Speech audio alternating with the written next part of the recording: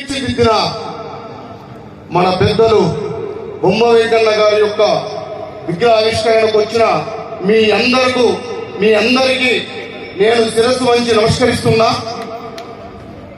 ఈ ప్రాంతాన్ని ఇందుర్తి శాసనసభ్యులుగా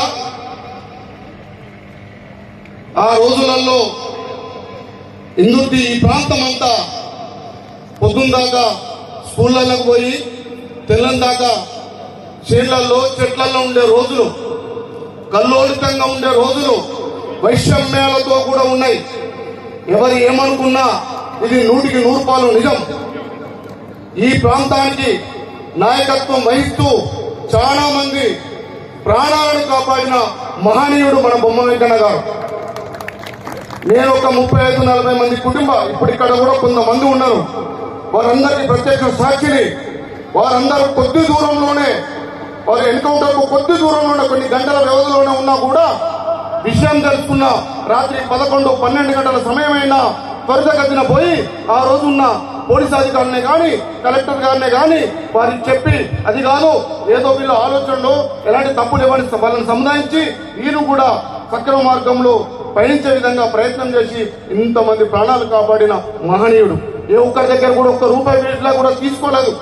ఈ ప్రాంతం అందరికీ న్యాయంగా ఫ్రీగా అందరికి సర్వీస్ చేసి వారి ప్రాణాలను కూడా కాపాడారు.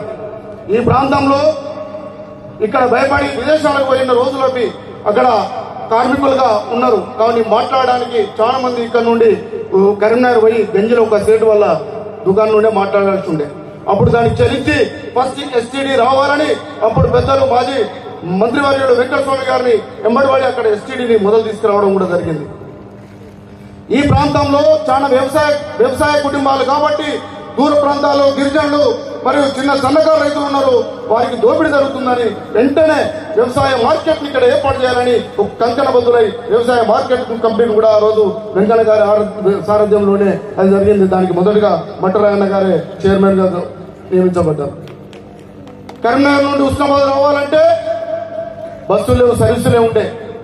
కానీ ఇక్కడ డిపో కావాలి, ఈ ప్రాంతం అభివృద్ధి కావాలండి, ఇక్కడ డిపో ఉండి బస్సులు కూడా రావాలని అప్పుడు కంకణబద్దులై ఆ రోజు బస్సు డిపో కోసం కూడా ప్రయత్నం చేశాం.